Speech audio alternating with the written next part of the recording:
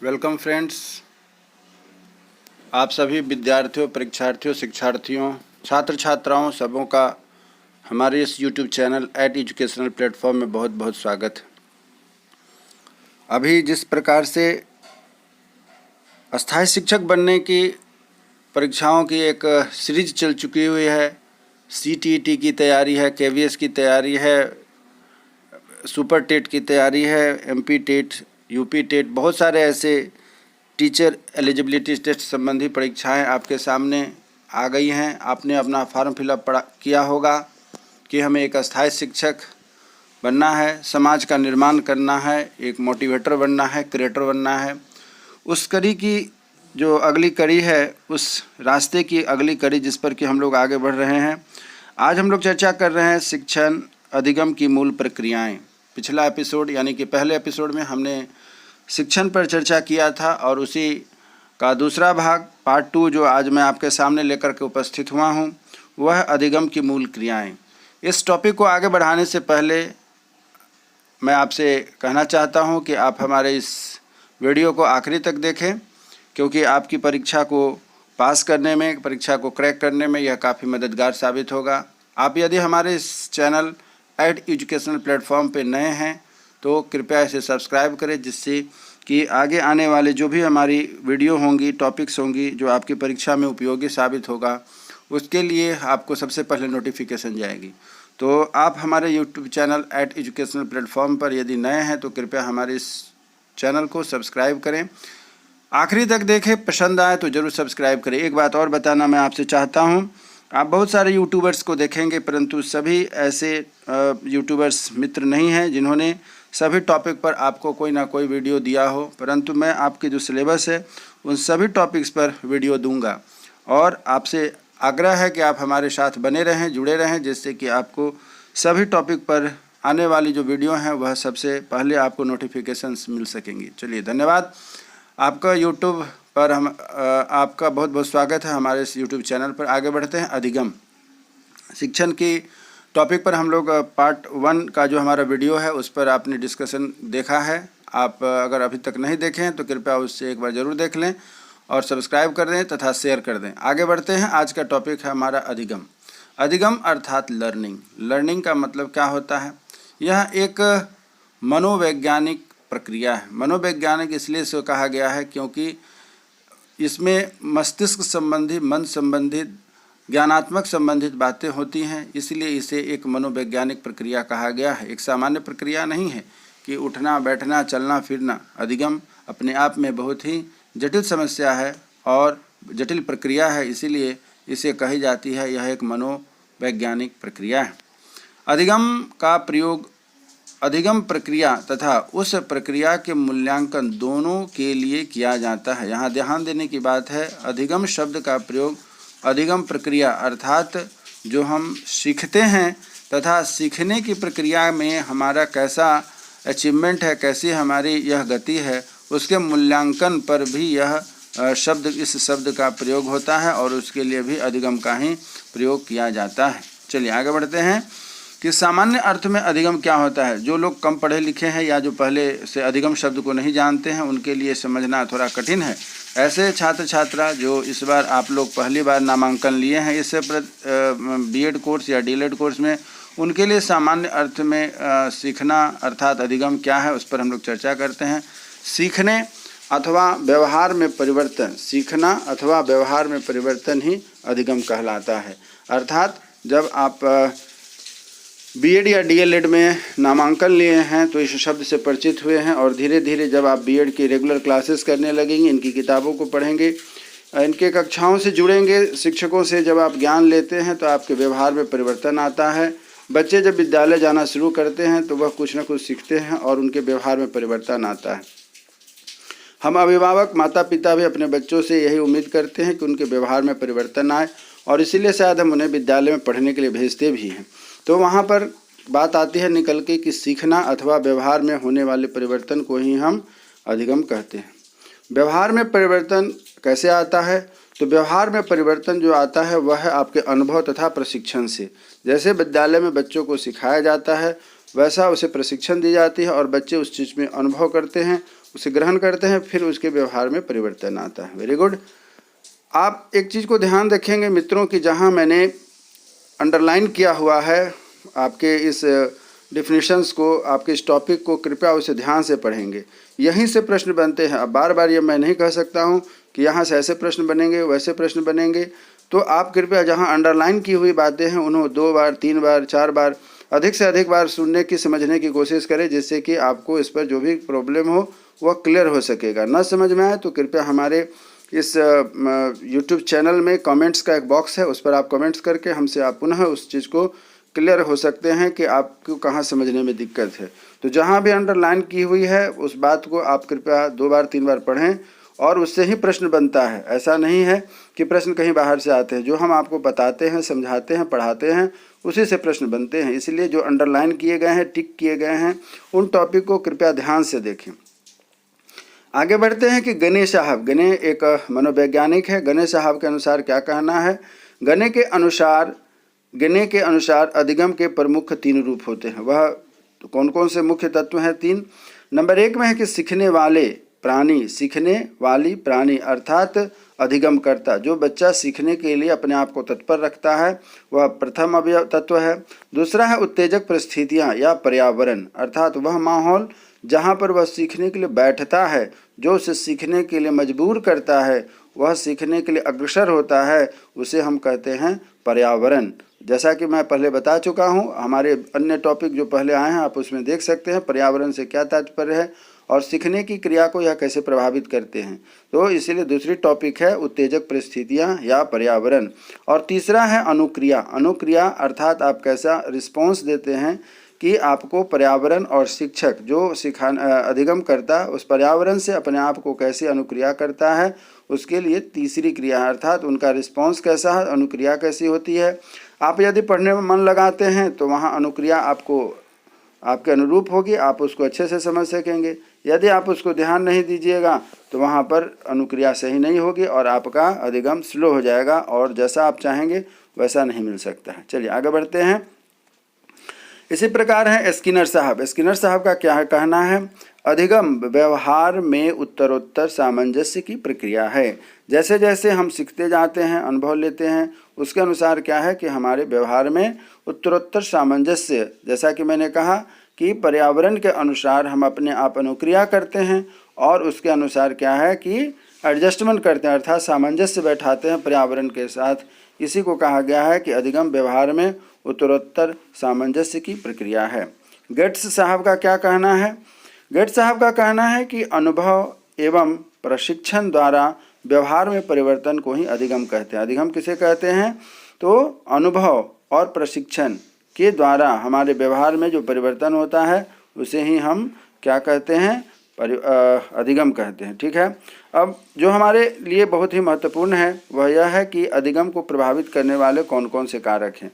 बच्चे पढ़ाई क्यों नहीं कर पाते हैं, ठीक से क्यों नहीं सीख पाते हैं, तो उसके लिए कुछ बेसिक बातें होती हैं। यदि हम उनको उस हिसाब से अनुरूप बनाते हैं, ढालते हैं, तो वह बच्चे सीखने में, अधिगम करने में अग्रसर होते हैं। पहला है उचित वातावरण। उचित वातावरण से अभिप्राय है जहाँ पर बच्चों को सीखने के लिए भेजा जाता है।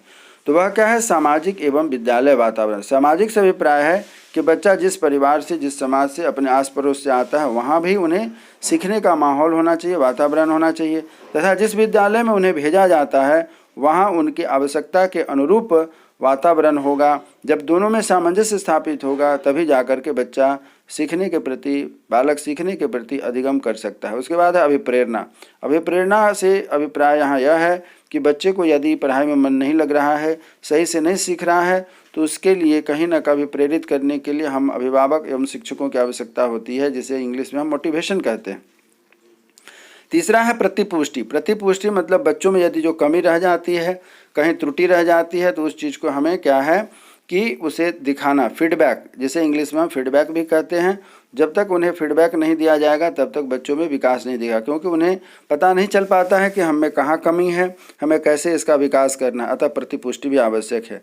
पुनर्बलन। पुनर्बलन से आवश्यक मतलब होता है कि आप रीइंफोर्समेंट बार बार उन्हें जहाँ गलती हो रही है उसमें सुधार करने के लिए हम बार बार उनसे जो प्रक्रिया करवाते हैं जिससे कि उसमें सुधार की प्रक्रिया होती है। जैसे कि यदि हम बच्चे को टेबल पढ़ा रहे हैं और टेबल पढ़ाने में बच्चे यदि बार बार गलती करते हैं, इंग्लिश लिखाते हैं, हिंदी में डिक्टेशन करते हैं, तो वैसी स्थिति में यदि बच्चे बार बार गलती कर रहे हैं तो उन्हें बार बार दोहराया जाए, सिखाया जाए और उनमें सुधारात्मक प्रक्रिया को ध्यान दिया जाए, तो इसे हम कहते हैं पुनर्बलन।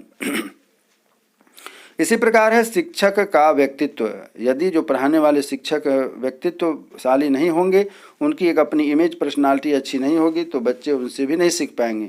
बच्चे अपने शिक्षकों से ज़्यादा प्रभावित होते हैं, माता पिता से ज़्यादा अपने शिक्षकों से बच्चे प्रभावित होते हैं। अतः जो शिक्षक पढ़ाने जाते हैं उन्हें अपना व्यक्तित्व ऐसा होना चाहिए कि बच्चे उनसे बहुत कुछ सीख करके और जीवन में आगे बढ़ने का प्रयास कर सके। 6th पॉइंट, अधिगम की विधि एवं प्रविधियाँ। हम बीएड और डीएलएड किए हैं, कर रहे हैं और पास आउट स्टूडेंट हैं, तो हमें इस बात की जानकारी होनी चाहिए कि आपको बीएड और डीएलएड करने के दौरान कौन कौन सी विधियां और कौन कौन सी प्रविधियां बताई गई थी, जिनसे हम बच्चों को सरल से सरलतम तरीके में सिखा सकते हैं। जब आप अपने बीएड और डीएलएड में पढ़ाए गए विधियों और प्रविधियों का प्रयोग करेंगे तो निश्चित ही बच्चे अधिगम के प्रति अग्रसर होंगे और उनका पढ़ाई आसान होगा। 7वां पॉइंट है नियमित मूल्यांकन एवं अभ्यास। नियमित मूल्यांकन और अभ्यास से होता है कि जब हम बच्चों को पढ़ा रहे होते हैं तो वह बच्चा कैसा सीख रहा है, वह कैसा रिस्पॉन्स ले रहा है, तो उस तरीके से उनको हम मूल्यांकन देते हैं। जैसे कि आप संकेतात्मक के रूप से दे सकते हैं, गुड, वेरी गुड, एक्सीलेंट, ठीक है, या मार्किंग भी कर सकते हैं अंकों के द्वारा। जिनका नंबर कम है या थोड़ा पुअर परफॉर्मेंस है, आप उन्हें प्रैक्टिस करवाएं। उससे क्या नियमित होना चाहिए, उससे बच्चों में सुधार की प्रक्रिया होती है, अधिगम होता है। मानसिक एवं वास्तविक आयु, इस पर भी मैंने अपना एक वीडियो पीछे दिया हुआ है, आप पहले दिया हुआ है, आप उसे भी देख सकते हैं। मानसिक और वास्तविक आयु से अभिप्राय यह है कि कई बार देखा जाता है कि बच्चे कक्षा में जो बैठते हैं या तो कम उम्र के होते हैं और उनके पिताजी या उनके अभिभावक ऊंचे क्लास में बैठा देते हैं कि नहीं बच्चा हमारा तेज है तो उसे उच्च क्लास में बैठना चाहिए। और कई बार ऐसी स्थिति होती है कि बच्चे यदि किसी कारण पढ़ाई से वंचित हो जाते हैं, उम्र ज़्यादा हो जाती है, तो उनके माता पिता भी क्या हैं कि उनको नीचे क्लास में डाल देते हैं। तो वैसी स्थिति में क्या होता है कि वास्तविक आयु और मानसिक आयु में उनकी जब सामंजस्य नहीं होता है तो उससे भी बच्चों का परफॉर्मेंस में सुधार कम होती है और अधिगम प्रभावित होता है।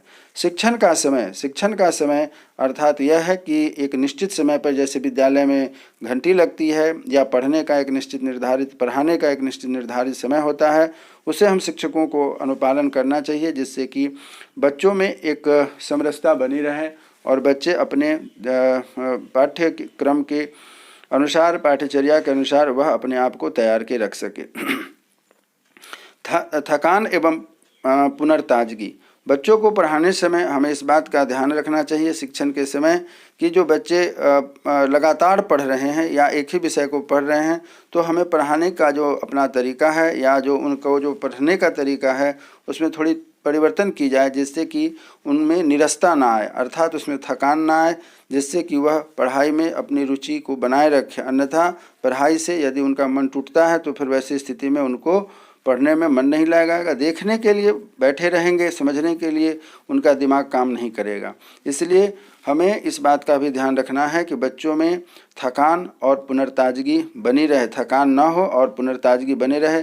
इसलिए उनकी रुचियों का भी ध्यान रखा जाए तथा विषय को इस ढंग से पढ़ाया जाए रुचि तरीके से, जिससे कि उनमें पढ़ाई बोझिल ना लगे। छात्रों की रुचि और अभिवृत्ति, अर्थात जब हम क्लास में, कक्षा में बच्चों को पढ़ाने जाते हैं तो इस बात का ध्यान रखें कि हमें कौन सी विषय पढ़ाई जाए और कैसे पढ़ाई जाए, जिससे कि उन बच्चों को पढ़ाई में मन लगे। बच्चों के रुचि के अनुसार उन्हें यदि हम पढ़ाते हैं, अभिवृत्ति के अनुसार उनको जो पढ़ने की इच्छा होती है उसके अनुसार पढ़ाते हैं, तो बच्चे मन लगाते हैं और जिससे क्या है कि उनका पढ़ाई आसान होता है। और जब तक बच्चे पढ़ाई के प्रति रुचि नहीं लेंगे, हम लाख प्रयास कर लें, बच्चों में यह बात प्रवेश दिमाग में नहीं आ सकती है, भले वह कितना भी उपयोगी क्यों ना हो। अतः हम शिक्षकों की यह जिम्मेवारी बनती है कि रुचि और अभिवृत्ति का भी ध्यान रखें।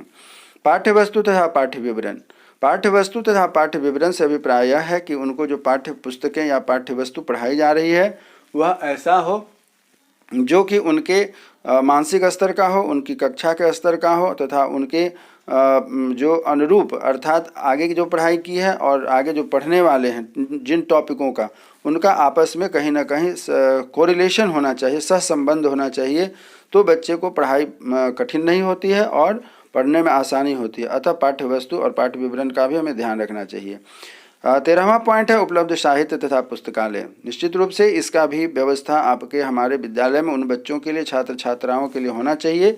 जैसे कि यदि बच्चे अपनी पाठ्य पुस्तक को पढ़ते पढ़ते परेशान हो जाते हैं, थक जाते हैं, तो उससे मिलती जुलती अन्य पुस्तकें यदि लाइब्रेरी में होंगी, अन्य साहित्य होंगे, तो जैसे आप खाली समय देते हैं, लाइब्रेरी के लिए पीरियड देते हैं और उस समय में वह जा कर के दूसरे राइटर की लिखी पुस्तक को पढ़ेंगे, जो हो सकता है उनके लिए आसान हो, उसके लिए मनोरंजक हो, रोचक हो, तो उसको आसानी से समझ सकते हैं। तो इस प्रकार से उनका अधिगम आसान हो जाता है। निदानात्मक तथा उपचारात्मक शिक्षण।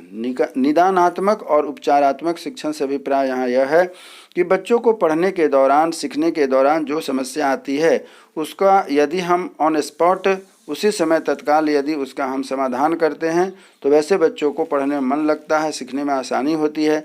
अतः हम अभिभावक या शिक्षक इस बात का ध्यान रखें कि जब बच्चा अधिगम करता है, सीखता रहता है, उस समय वैसी शिक्षा दी जाए जिससे कि उनका जो समस्या है, डाउट्स है, कॉन्सेप्ट है, वह ऑन स्पॉट अर्थात तुरंत से तुरंत उसका निदान हो जाए और यही उसकी सही उपचार भी है। इसीलिए बच्चों को अधिगम सरल बनाने के लिए हमें निदानात्मक तथा उपचारात्मक शिक्षण का व्यवहार करना चाहिए। उसके बाद है पाठ्य सहगामी क्रियाएं।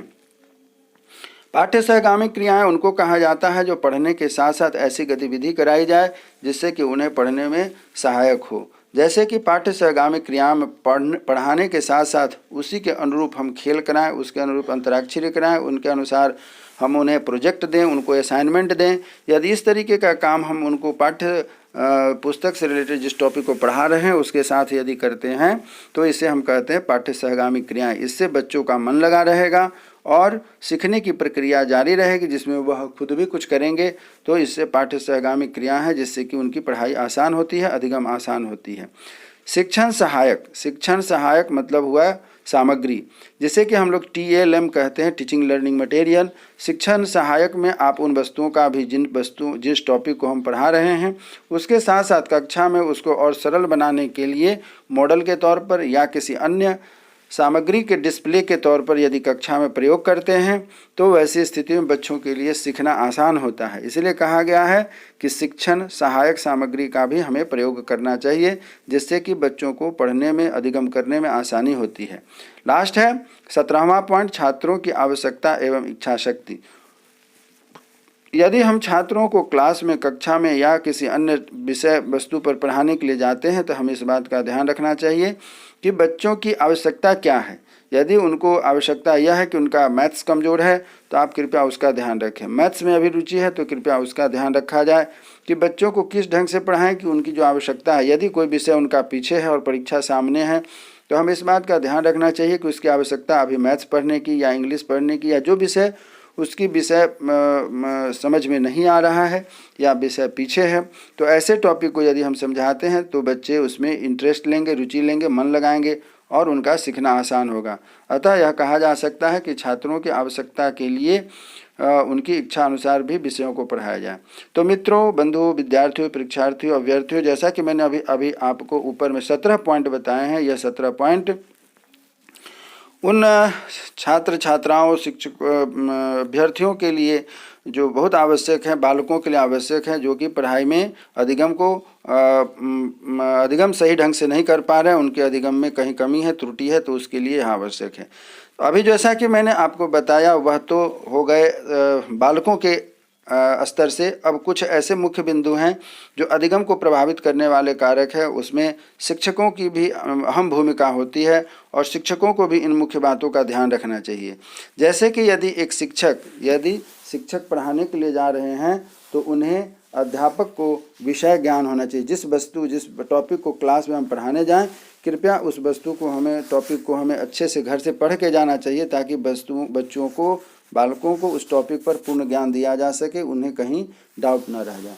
दूसरा है कि शिक्षक का व्यवहार। शिक्षक जब कक्षा में पढ़ाने जाते हैं तो शिक्षकों का व्यवहार बच्चों के लिए अनुकरणीय होता है। अतः शिक्षकों को यह ध्यान रखना चाहिए कि हमारा द्वारा दिया गया ज्ञान व्यवहार ऐसा कहीं भी ना हो जिससे कि बच्चे उससे परेशान हो या बच्चे बालक उन शिक्षकों को मजाक बना लें, तो इनसे शिक्षकों की भी मर्यादाहीन होती है। अतः हम शिक्षकों का ध्यान रखना चाहिए कि हमारा व्यवहार हमेशा अनुकरणीय रहता है छात्र छात्राओं के लिए। अतः हमें अपने व्यवहार में ऐसे कहीं भी कमी नहीं आए जिससे कि बच्चों या विद्यार्थियों या बालकों को उसके लिए हमें कंप्लेन करने का मौका मिले। नंबर 3 में आता है कि शिक्षक को मनोविज्ञान का ज्ञान होना चाहिए। शिक्षक को मनोविज्ञान का ज्ञान से अभिप्राय यह है कि जो उन छात्र छात्राओं को हम पढ़ाते हैं, बालकों को पढ़ाते हैं, उनकी साइकोलॉजी यह हमारा बहुत ही महत्वपूर्ण विषय होता है। जब तक आप बच्चों की साइकोलॉजी मनोविज्ञान को नहीं समझेंगे, आप एक अच्छे शिक्षक नहीं हो सकते हैं। बच्चों की मानसिक स्थिति क्या है, कक्षा में क्या डिमांड है, इस चीज़ की जानकारी हमें होनी चाहिए, तभी हम एक अच्छे शिक्षक हो सकते हैं। शिक्षण विधि, बीएड या डीएलएड का कोर्स इसीलिए हम लोग करते हैं या कराए जाते हैं जिससे कि हम शिक्षण विधि को सीख करके बच्चों को जो पढ़ाते हैं, बालकों को पढ़ाते हैं, वह आसान हो सके। अतः बीएड में और डीएलएड में होने वाली जो शिक्षण विधियां हैं, प्रविधियां हैं, उन सबों को हमें पढ़ाने के दौरान अमल में लाना चाहिए, उनका प्रयोग करना चाहिए, तभी बच्चों के लिए अधिगम आसान होगा। तो हमें इन शिक्षकों को ध्यान रखना चाहिए। आगे बढ़ते हैं। 5वां पॉइंट है व्यक्तिगत भिन्नता का ज्ञान।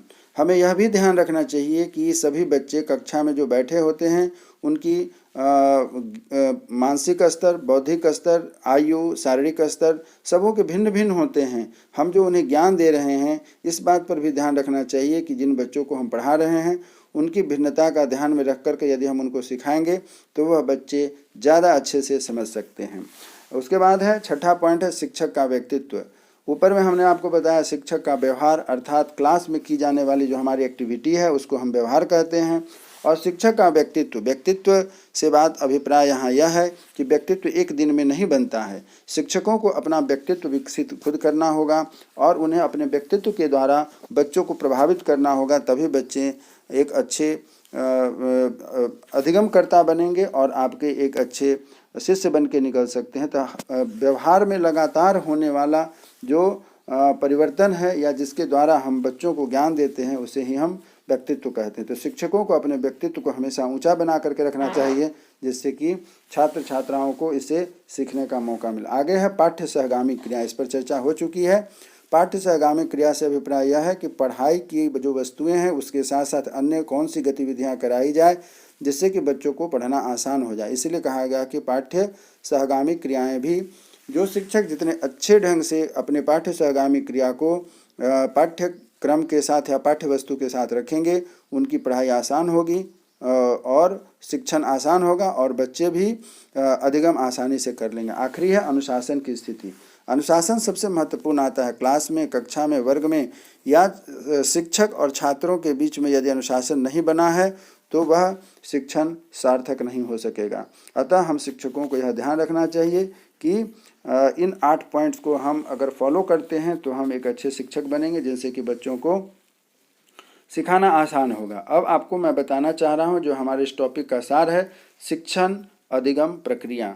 यह शिक्षण अधिगम प्रक्रिया जो आपको मैं यहाँ पर पॉइंट के द्वारा दर्शा रहा हूँ वह है प्रस्तावना। प्रस्तावना से अभिप्राय यह होता है कि जिन वस्तुओं को हम पढ़ाने जा रहे हैं, जिन टॉपिक को हम पढ़ाने जा रहे हैं कक्षा में, उसे हम बच्चों को कितने अच्छे ढंग से शुरुआत करते हुए कितने अच्छे ढंग से समझा सकते हैं, तभी बच्चे पढ़ाई के प्रति रुचि लेंगे और इस क्रिया को ही हम प्रस्तावना कहते हैं। दूसरी बात आती है कि शिक्षण अधिगम वातावरण का निर्माण। इस पर भी मैंने आगे चर्चा किया हुआ है कि कक्षा जिसमें हम पढ़ाने जा रहे हैं वहाँ पर बच्चों के अनुरूप होना चाहिए, बच्चों की आवश्यकताओं के अनुरूप होना चाहिए जिससे कि उनको क्लास में किसी भी तरीके की परेशानी ना हो। यदि ऐसा नहीं होगा तो शिक्षण अधिगम की प्रक्रिया पूरी नहीं हो सकेगी। टीचर पढ़ाते रहेंगे, बच्चे उनको डिस्टर्ब करेंगे या बच्चे खुद भी परेशान होंगे तो फिर वहाँ पर शिक्षण अधिगम नहीं हो सकेगा। तीसरा पॉइंट है कि शिक्षण विषय कविता का प्रस्तुतिकरण। विषय कविता से अभिप्राय यहाँ यह है कि आप विषयों को रुचिकर बना करके पढ़ाएं, बच्चों को खेल खेल में पढ़ाएं। कविता मनोरंजक होती है, इसीलिए कहा गया है कि विषय कविता को प्रस्तुतिकरण, अर्थात जिस भी विषय को पढ़ाएं, हिंदी है, इंग्लिश है, समाज है, आप अगर उसको आसान तरीके से समझाते हैं तो पढ़ाने में भी आसानी होगी और बच्चों को समझने में भी आसानी होगी। इसलिए कहा गया है कि शिक्षण कविता का प्रस्तुतिकरण। चौथा पॉइंट है कथन करना तथा प्रश्न पूछना, अर्थात जब हम पढ़ा रहे होते हैं बच्चों को तो सरल ढंग से उनको हम समझाएं तथा साथ ही साथ जो पढ़ाई गई टॉपिक है बीच बीच में उनसे हम पूछते रहें तो बच्चों की एकाग्रता बनी रहती है और हमारे पढ़ाई के प्रति वो सजग रहते हैं। तो वैसी स्थिति में हमारा क्या होगा, एक पॉजिटिव लर्निंग भी होगा और पॉजिटिव टीचिंग भी होगा। इसीलिए कहा गया है कि कथन करना एवं प्रश्न पूछना। पांचवा पॉइंट है सहायक सामग्री का प्रयोग करना। इस पर आगे कई बार चर्चा हो चुकी है। सहायक सामग्री से अभिप्राय है टीचिंग लर्निंग मटेरियल का प्रयोग किया जाए पढ़ाने के दौरान जिस टॉपिक को हम पढ़ा रहे होते हैं। छठा पॉइंट है अंतःक्रिया। अंतःक्रिया से अभिप्राय होती है कि पढ़ाने के दौरान जब हम पढ़ा रहे होते हैं टॉपिक पर तो पढ़ाने के साथ साथ कुछ हमें अपनी गतिविधि भी करनी पड़ती है। जैसे कि आप जब पढ़ा रहे होते हैं तो बोर्ड वर्क करना, फिर क्लास में राउंड लगाना कि बच्चे सभी लिख रहे हैं कि नहीं लिख रहे हैं, लिख रहे हैं तो उनकी लिखावट कैसी है, लिख रहे हैं तो आपकी लिखी हुई बात को समझ पा रहे हैं कि नहीं समझ पा रहे हैं, बोर्ड वर्क आपका कैसा है, क्या दूर से आखिरी बेंच में बैठे हुए बच्चे को दिख रहा है कि नहीं दिख रहा है, या फिर जो बच्चे नोट कर रहे हैं कहीं आपने जो बोर्ड पर लिखा है बच्चा गलत तो नहीं नोट कर रहा है।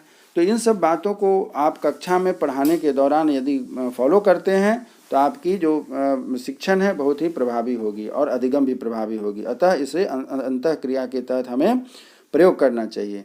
आगे है प्रजातांत्रिक व्यवस्था। प्रजातांत्रिक व्यवस्था से अभिप्राय यह है कि हमें बच्चों की जो क्लास में जो संख्या है और वह जो पढ़ना चाहते हैं उस विषय पर हमें ध्यान देना चाहिए। जैसा कि प्रजातांत्रिक का अर्थ होता है कि बहुमत की सरकार होती है। यदि अधिक से अधिक बच्चे आज चाह रहे हैं कि सर पढ़ाई को खेल में पढ़ाया जाए, अर्थात अंतराक्षरी में हो, शब्दकोश हो, डिक्टेशन हो, तो हमें इस बात का ध्यान रखना चाहिए कि क्लास में वही चीज़ पढ़ाया जाए जिसमें अधिक से अधिक बच्चों की रुचि हो। ज़बरदस्ती दबाव देकर के यदि हम पढ़ाते हैं तो वह पढ़ाई सार्थक नहीं होगी।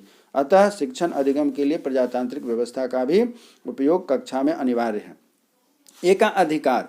एकाधिकार से अभिप्राय यह है कि किसी एक तरफा क्लास नहीं होना चाहिए कि हम किसी को अपने मन से पढ़ाएं, या कुछ बच्चे दबाव देते हैं नहीं सर ज़बरदस्ती आज यही पढ़ाई होनी चाहिए, नहीं सर इसी टॉपिक पर पढ़ाई होनी चाहिए। तो हमें एकाधिकार का प्रयोग न करते हुए प्रजातांत्रिक व्यवस्था का प्रयोग करना चाहिए जिससे कि हमारी जो टीचिंग लर्निंग है अर्थात शिक्षण अधिगम है प्रभावी होगी और उससे अधिक बच्चों का क्या है कि सीखने का मौका मिलेगा। अतः इसलिए हमें एकाधिकार का प्रयोग न करते हुए प्रजातांत्रिक व्यवस्था का प्रयोग करना चाहिए। और नौवां है कक्षा अनुशासन। इस पर भी चर्चा हो चुकी है कि कक्षा जब तक अनुशासित नहीं होगा, शिक्षक अनुशासित नहीं होंगे, बच्चे अनुशासित नहीं होंगे तो कक्षा सही से नहीं चलेगी और उनका शिक्षण अधिगम नहीं हो सकेगा। कक्षा अनुशासन से अभिप्राय है टीचर समय पर आएँ, समय पर टॉपिक को पढ़ाएँ, क्लास कक्षा में अपना टाइम पास ना करें और बच्चों से सही रिस्पॉन्स लिया जाए। जो होमवर्क करके नहीं लाते हैं उनको समझाया जाए, जो करके लाते हैं उनको सही इवैल्यूएशन किया जाए, मूल्यांकन किया जाए। ये सभी कक्षा अनुशासन के अंग हैं।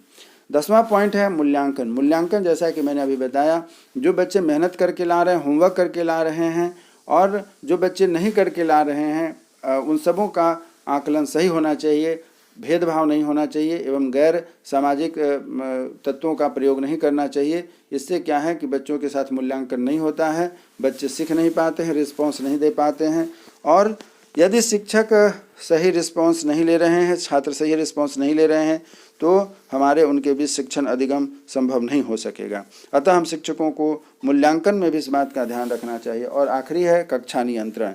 कक्षा नियंत्रण सबसे महत्वपूर्ण होता है और कक्षा नियंत्रण तभी हो सकेगा जैसा कि मैंने ऊपर में आपको बहुत सारी बातें बताई हैं। उन सभी बातों को यदि हम पालन करते हैं तो हम शिक्षक होने के नाते एक अच्छे कक्षा को संचालित कर सकेंगे और बच्चों को अधिगम करने का पूरा मौका मिलेगा। चलिए मित्रों, अभ्यर्थियों, छात्र छात्राओं तथा आप सभी से यह अनुरोध है कि आप हमारे इस वीडियो को आखिरी तक जो देखे हैं, यदि अच्छा लगे तो कृपया इसे अधिक से अधिक शेयर करें, सब्सक्राइब करें, जिससे कि आपको यह जो टॉपिक मैं पढ़ा रहा हूं इसमें हमारा भी मनोबल बना रहे। और फिर नए टॉपिक के साथ हम आपके साथ मिलते हैं, जुड़ते हैं। तब तक के लिए बहुत बहुत